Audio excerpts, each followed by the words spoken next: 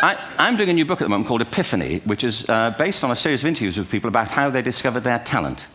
I'm fascinated by how people got to be there. It's really prompted by a conversation I had with a wonderful woman who most people have never heard of. She's called Gillian Lynne. Have you heard of her? Some have. She's a choreographer, and everybody knows her work. She did Cats and Phantom of the Opera. She's wonderful. I used to be on the board of the Royal Ballet in England, as you can see. And anyway, Gillian and I had lunch one day. I said, how'd you get to be a dancer? And she said it was interesting. When she was at school, she was really hopeless. And the school in the 30s wrote to her parents and said, we think Gillian has a learning disorder. She couldn't concentrate. She was fidgeting. I think now they'd say she had ADHD. Wouldn't you? But this was the 1930s, and ADHD hadn't been invented, at this point. So it wasn't an available condition. People weren't aware they could have that. Anyway, she went to see this specialist. So this oak-panelled room, and she was there with her mother, and she was led and sat on this chair at the end, and she sat on her hands for 20 minutes while this man talked to her mother about all the problems Gillian was having at school.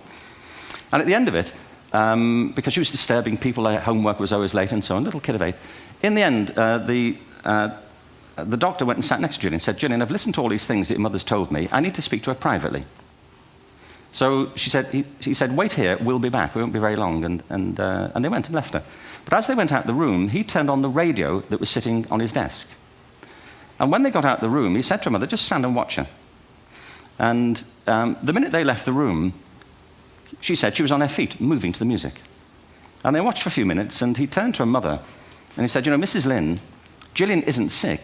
She's a dancer. Take her to a dance school. I said, what happened? He said, she did. I can't tell you how wonderful it was. We walked in this room, and it was full of people like me.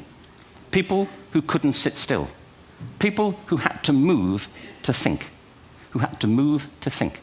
They did ballet, they did tap, they did jazz, they did modern, they did contemporary. She was eventually auditioned for the Royal Ballet School.